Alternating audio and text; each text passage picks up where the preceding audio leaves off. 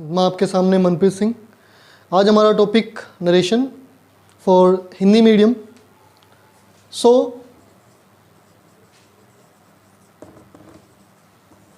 What is narration? Narration क्या है? Narration वो शब्द है जो बना है नरेट शब्द से, या मैं यूँ कह सकता हूँ कि इसका काम क्या है? वर्णन करने का, बताने का, एक्सप्लेन करने का। अब ये करता कैसे एक्सप्लेन है? ये दो तरीके से एक्सप्लेन करता है। कैसे?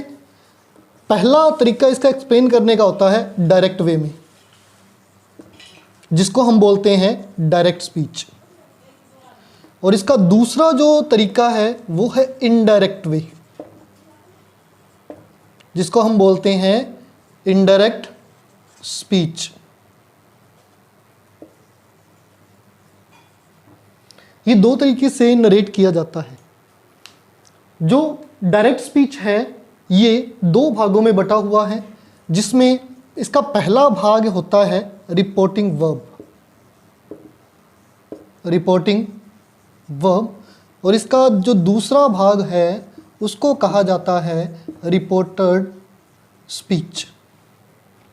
अब जैसा मैं आपको बोल चुका हूँ, नरेशन का काम होता है वर्णन करने का, बताने का, एक्सप्लेन करने का। अब ये एक्सप्लेन किस तरीके से करता है वो देखो। जब हम डायरेक्ट स्पीच के अंदर होंगे तो ये दो तरीके से वर्क करेगा। पहला है रिपोर्टिंग वर्ब और दूसरा है रिपोर्टेड स्पीच। अब दोनों में डिफरेंस क्या है वो ध्यान दें।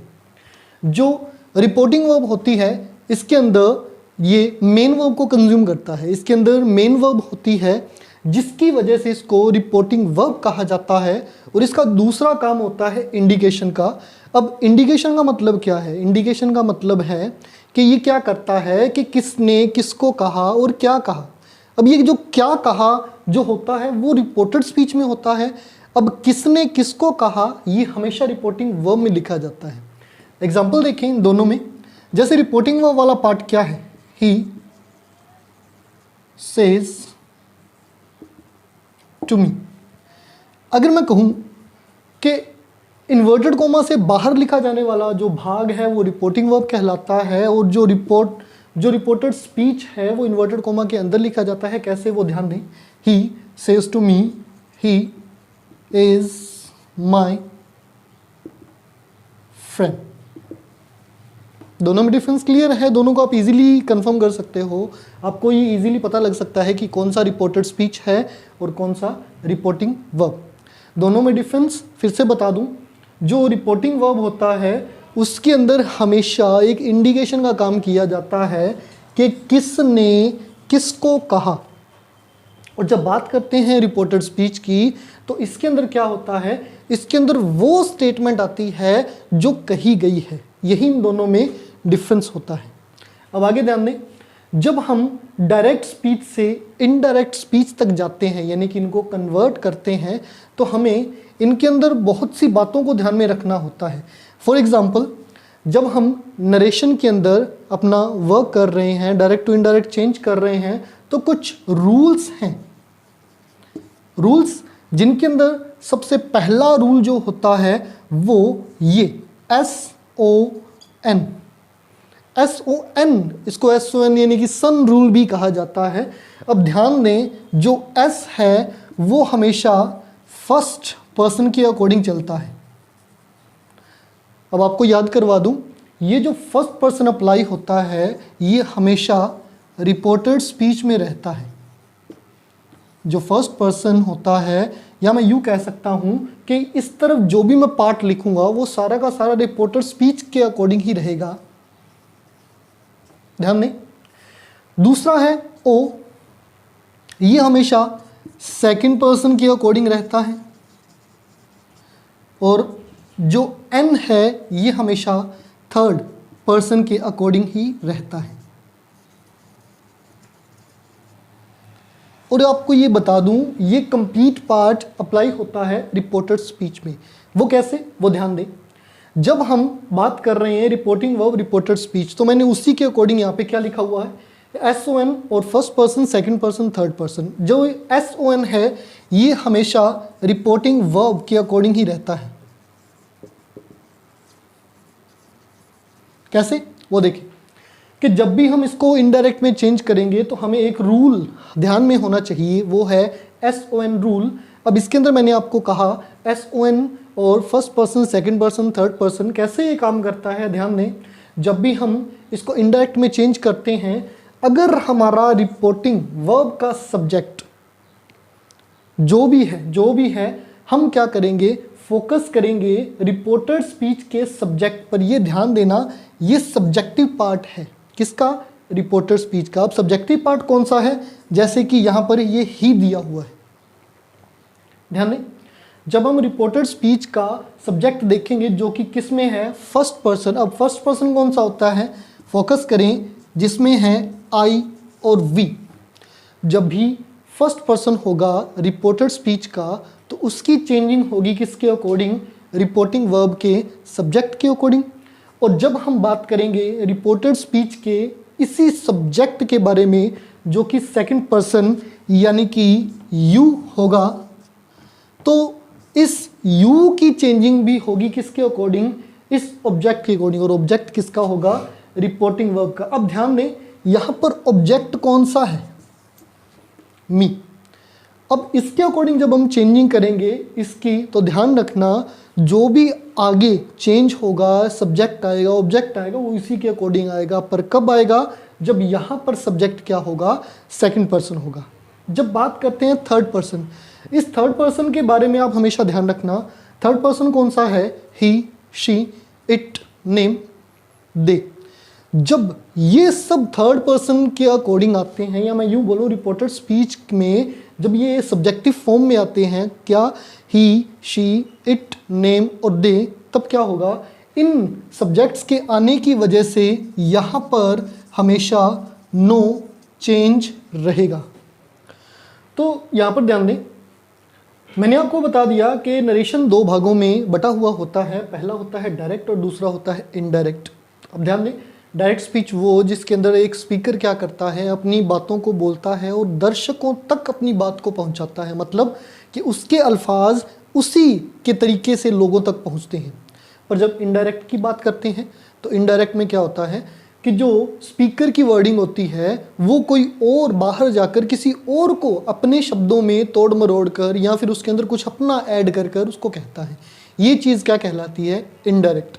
अब ध्यान दें, जब भी डायरेक्ट से इनडायरेक्ट के अंदर जब हम चेंजिंग करते हैं तो हमें सबसे पहला जो रूल ध्यान में होना चाहिए वो है SON रूल।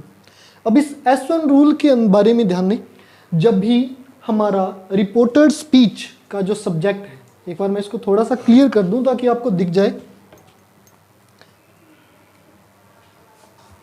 ध्यान दें, जब भी S1 के रूल के बारे में बात की जाती है तो S1 का रूल हमेशा ध्यान रखना वो कुछ इस तरीके से लिखा जाता है, SON, जिसके अंदर फर्स्ट पर्सन, सेकंड पर्सन और थर्ड पर्सन। अब ये पोर्शन यानी कि SON, सब्जेक्ट, ऑब्जेक्ट और नो चेंज, ये हमेशा रिपोर्टिंग वर्ब में होगा। दूसरी बात करते हैं फर्स्ट, सेकंड, थर्ड की। First person, second person, third person, ये हमेशा रिपोर्टेड स्पीच में होगा। अब जब भी हम डायरेक्ट से इनडायरेक्ट के अंदर चेंज करेंगे तो ध्यान दें, ये जो फर्स्ट, सेकंड, थर्ड पर्सन है ये हमेशा चेंज होते हैं किसके अकॉर्डिंग, इस रिपोर्टिंग वर्ब के सब्जेक्ट, ऑब्जेक्ट और नो चेंज के अकॉर्डिंग। कब होगा, जब हमारा रिपोर्टेड स्पीच का सब्जेक्ट फर्स्ट पर्सन में होगा तो हम उसकी चेंजिंग रिपोर्टिंग वर्ब के सब्जेक्ट के अकॉर्डिंग करेंगे। और जब हमारा रिपोर्टेड स्पीच का जो सब्जेक्ट है वो सेकंड पर्सन होगा तब हम उसकी चेंजिंग ऑब्जेक्ट के अकॉर्डिंग करेंगे। और जब हमारा रिपोर्टेड स्पीच का सब्जेक्ट जो है वो थर्ड पर्सन में होगा तब हम उसकी चेंजिंग नो में करेंगे, यानी कि उसमें किसी भी तरह का बदलाव नहीं होगा। आगे देखें, जब हम इनडायरेक्ट में जाते हैं, डायरेक्ट से इनडायरेक्ट, तो हमें कुछ बातों का ध्यान रखना होता है। जैसे कि सेंटेंस में लिखा होता है he says, he says to me. ध्यान दें, ही से और ही सेज टू मी।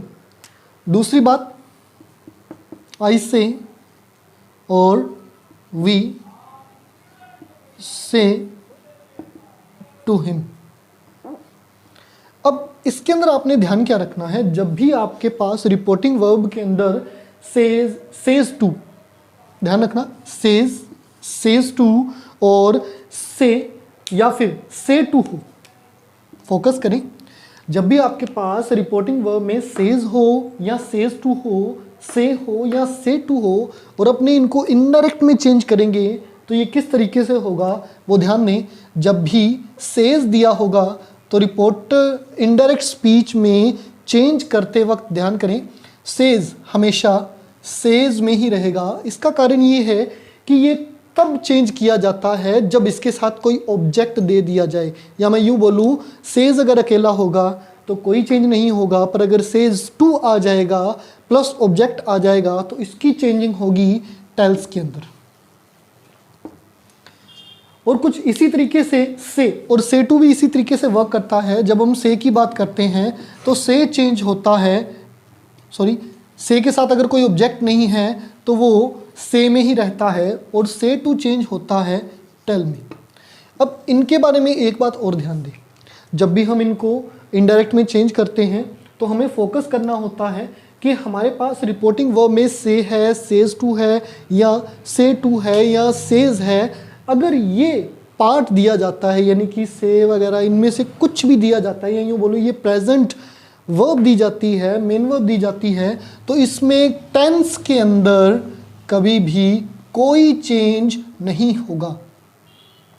फिर से आपको बता दूं कि अगर आपका रिपोर्टिंग वर्ब वाला पार्ट जो है अगर वो सेज, सेज टू, से और से टू में होगा तो उसके अंदर इनडायरेक्ट में चेंज करते वक्त उस सेंटेंस के अंदर किसी भी तरीके का टेंस से रिलेटेड चेंज नहीं होगा। पर जब भी हमारे पास दिया होगा ही सेड या he said to me, condition वही अप्लाई होगी। अगर यहाँ पर ऑब्जेक्ट नहीं है तो हम सैड को सैड में ही रखेंगे, और दूसरा अगर सैड टू प्लस ऑब्जेक्ट दिया हुआ है तो यहाँ पर ये चेंज हो जाता है टोल्ड में। अब जब हमारे पास हमने क्या किया, सैड को सैड में रखा और सैड टू को टोल्ड में रखा, ध्यान दें ये कंप्लीट पार्ट पास्ट के अंदर ही काउंट किया जाता है। और जब आपके पास ये पार्ट हो तो अगर आपके पास इनडायरेक्ट में डायरेक्ट में जो सेंटेंस है वो प्रेजेंट फॉर्म में लिखा हुआ है, जो सेंटेंस है वो प्रेजेंट फॉर्म में लिखा हुआ है, कब, जब सैड या सैड टू दिया हो। फिर से रिपीट करता हूँ, ध्यान दें, डायरेक्ट स्पीच के अंदर अगर आपके पास रिपोर्टिंग वर्ब सैड या सैड टू में दिया हो और रिपोर्टेड स्पीच वाला पार्ट प्रेजेंट फॉर्म में लिखा हो तो हम उसको जब भी इनडायरेक्ट में चेंज करेंगे तो वो चेंज होगा पास्ट टेंस के अंदर, या मैं यूँ लिख सकता हूँ पास्ट फॉर्म के अंदर। इसके बाद बात करते हैं तो ये देखो S1 रूल कुछ इस तरीके से काम करता है। S1 के बाद मैंने आपको बताया सेज और सेज टू के बारे में, अगर इनके पास साथ ऑब्जेक्ट होगा तभी हम क्या करेंगे, इनको चेंज करेंगे। और दूसरी बात ध्यान दें, मैंने आपको कहा कि रिपोर्टिंग वर्ब के अंदर अगर सैड या सैड टू दिया हो तभी हमारा रिपोर्टेड स्पीच वाला पार्ट प्रेजेंट में हो, तब हम इनडायरेक्ट में क्या करेंगे, उस पार्ट को पास्ट के अंदर चेंज करेंगे। अब ये कैसे होगा वो एक बार आप ध्यान दें, फिर अपने इसको थोड़ा डिटेल में इसके बाद करते हैं।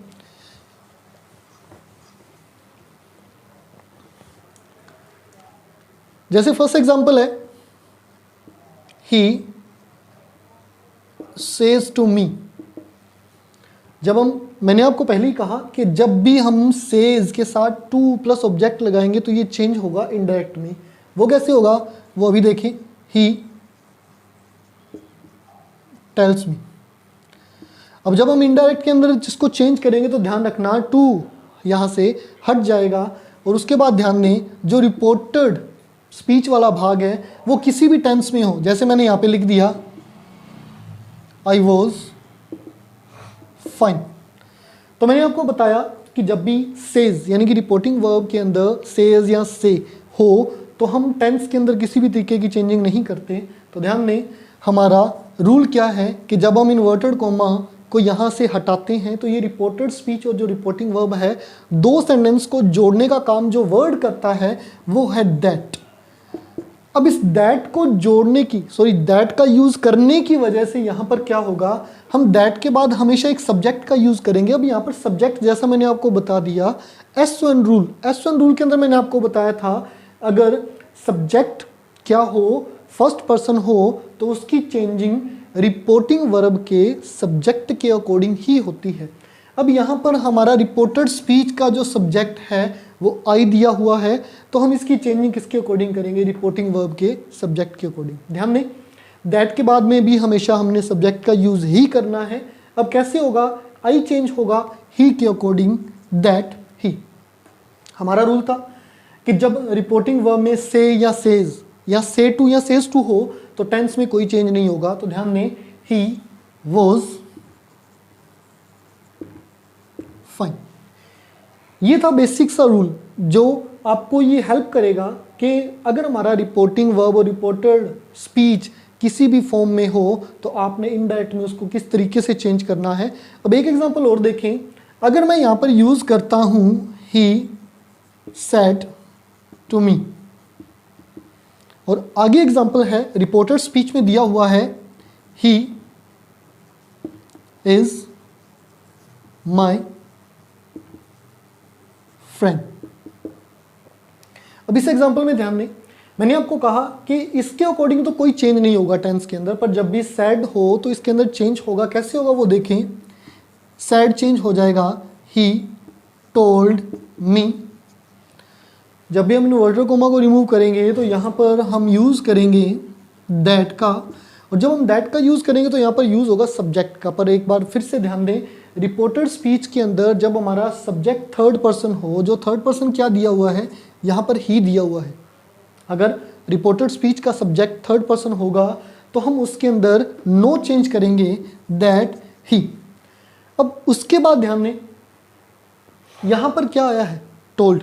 क्यों आया है, क्योंकि सैड जो कि पास्ट को रिप्रेजेंट करता है वो रिपोर्टिंग वर्ब में आया है। तो हमारा रूल क्या है कि हम इसके अंदर जो रिपोर्टेड स्पीच वाला भाग है उसके अंदर हमेशा टेंस से रिलेटेड चेंजिंग करते हैं।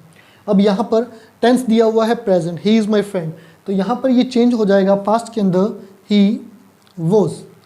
अब एक बात का और ध्यान दें, यहाँ पर जो माई है वो एक एडजेक्टिव का काम कर रहा है, जो माई है वो एक एडजेक्टिव का काम कर रहा है। और ध्यान दें, ये एडजेक्टिव किसका है, आई का। कैसे, जब भी हम आई एक सब्जेक्टिव फॉर्म में रखते हैं तो उसका ऑब्जेक्ट क्या होता है, मी, और उसके बाद में जब भी हम इसके एडजेक्टिव की बात करते हैं तो वो एडजेक्टिव क्या आता है, हमेशा माई। अब यहाँ पर अगर मैं बोलूँ S1 रूल के अकॉर्डिंग कि हमने आई के ही एडजेक्टिव फॉर्म का यूज़ किया तो सीधी सी बात है S1 रूल अप्लाई होगा। और जब S1 रूल अप्लाई होगा तो हम सीधे किसकी तरफ बढ़ेंगे, हम रिपोर्टिंग वर्ब के सब्जेक्ट की तरफ। और ध्यान दें, रूल वाइज क्या है, अगर यहाँ पे ऑब्जेक्ट आता है तो यहाँ से हम इस सब्जेक्ट का ऑब्जेक्ट यूज़ करेंगे। अगर यहाँ पर एडजेक्टिव है तो यहाँ पर हम इस सब्जेक्ट का एडजेक्टिव ही यूज़ करेंगे। वो कैसे करेंगे वो देखो, जब भी हम ही की बात करते हैं तो इसका ऑब्जेक्ट हमेशा क्या होता है, हिम, और जब भी एडजेक्टिव की बात करते हैं तो ही का एडजेक्टिव हमेशा क्या होता है, हिज। तो यहाँ पर जब भी हम माई को चेंज करेंगे तो ही के एडजेक्टिव के अकॉर्डिंग चेंज करेंगे, ही वॉज हिज फ्रेंड। तो इस तरह से हम अगर से या से टू, सेज या सेज टू होगा तो चेंजिंग कैसे करनी है, और अगर सैड या सैड टू हो तो चेंजिंग कैसे करनी है। आपने ध्यान रखना है कि जब भी आपका रिपोर्टिंग वर्ब वाला जो पार्ट है उसके अंदर अगर प्रेजेंट कंडीशन अप्लाई हो रही है तो आगे कोई भी टेंस हो, किसी भी टेंस की बात की जाए, यानी कि रिपोर्टेड स्पीच में कोई भी टेंस आ जाए तो उसके अंदर किसी भी तरह का चेंज नहीं करेंगे इनडायरेक्ट स्पीच में चेंज करते वक्त। पर अगर रिपोर्टिंग वर्ब के अंदर पास्ट टाइमिंग का जिक्र हो या पास्ट टेंस आ जाए और आगे रिपोर्टेड स्पीच में कोई भी टेंस हो, कोई भी टेंस मतलब शुरुआत करते हैं प्रेजेंट टेंस से, अगर प्रेजेंट टेंस हो तो वो चेंज होगा किसमें, पास्ट में।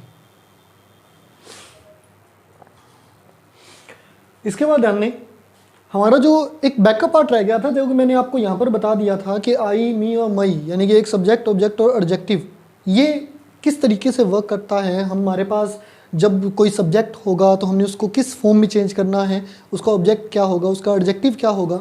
तो इस चीज़ को कवर करने के लिए ध्यान दें, आपको एक टेबल लर्न करनी है जो पर्सनल प्रोनाउन टेबल है, और इस पर्सनल प्रोनाउन टेबल के अंदर आपको वो सब नॉलेज में आ जाएगा जो कि आपको होना ज़रूरी है। जैसे कि सब्जेक्ट क्या होना चाहिए, ऑब्जेक्ट क्या होना चाहिए। देखें, जब भी हम बात करते हैं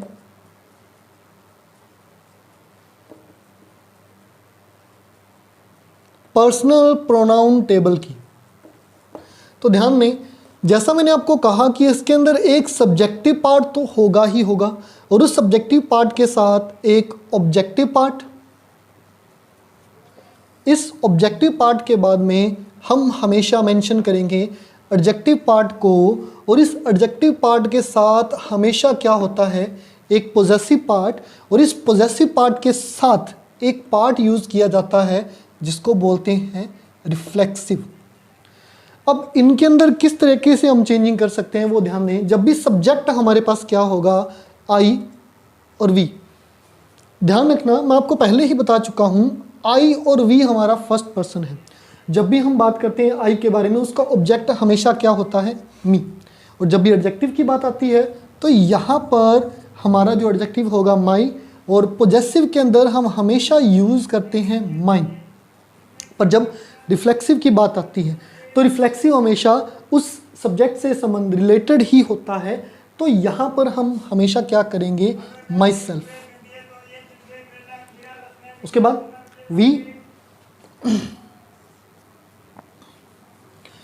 वी का जो ऑब्जेक्टिव पार्ट होता है वो होता है अस। और बात करते हैं एडजेक्टिव की, और इसका जो पोजेसिव होता है आवर्स। और जब भी रिफ्लेक्सिव की बात करते हैं आवरसेल्व्स। और उसके बाद ध्यान दें, जब हम इनके सब्जेक्ट, ऑब्जेक्ट, एडजेक्टिव, पोजेसिव और रिफ्लेक्सिव, सॉरी एक चीज़ पर ध्यान दें, माई सेल्फ था यहाँ पर और आवरसेल्व्स। उसके बाद हमारा जो नेक्स्ट सब्जेक्ट है वो है यू। ये हमारा कहलाता है सेकंड पर्सन।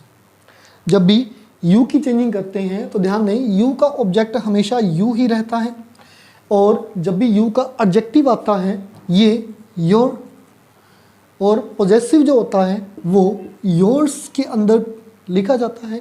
ये एक पोजेसिव फॉर्म है। जब भी रिफ्लेक्सिव की बात करते हैं तो ध्यान दें,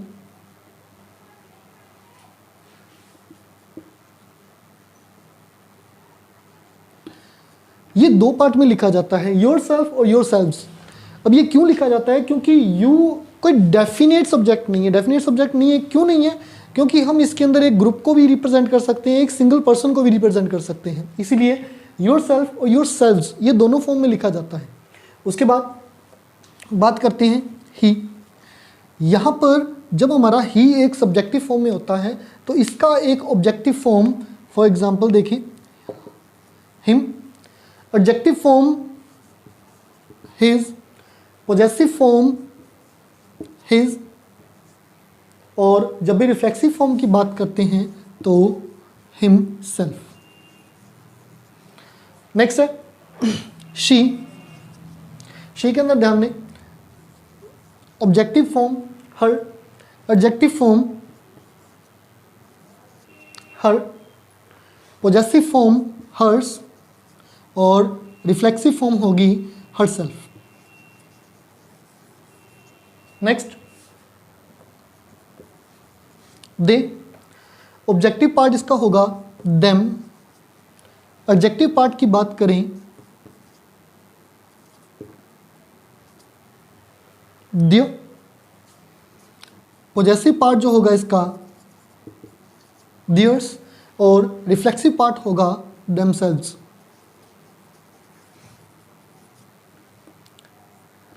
लास्ट हमारा एक और सब्जेक्ट बच जाता है जो कि है इट। अब इस इट के बारे में ध्यान दें, इसका ऑब्जेक्टिव पार्ट इट ही रहता है, एडजेक्टिव पार्ट इट्स। और ध्यान दें, इट का कोई भी पोजेसिव पार्ट नहीं होता और रिफ्लेक्सिव पार्ट ये हमेशा लिखा जाता है इटसेल्फ। तो जैसा मैं आपको पहले ही बता चुका हूँ कि हमने जब भी डायरेक्ट से इनडायरेक्ट के अंदर चेंजिंग करनी है और रिपोर्टिंग वर्ब और रिपोर्टेड स्पीच के अंदर हमने एक रूल अप्लाई करना है। जब हम डायरेक्ट से इनडायरेक्ट में जाएंगे तो वो रूल है SON, और ये जो SON अप्लाई होता है ये रिपोर्टिंग वर्ब और फर्स्ट पर्सन, सेकंड पर्सन और थर्ड पर्सन ये अप्लाई होता है रिपोर्टेड स्पीच। इस कंप्लीट टेबल को लर्न करने के बाद रखना है S1 रूल, और इन दोनों रूल्स की हेल्प से आप डायरेक्ट और इनडायरेक्ट को इजीली समझ सकते हैं।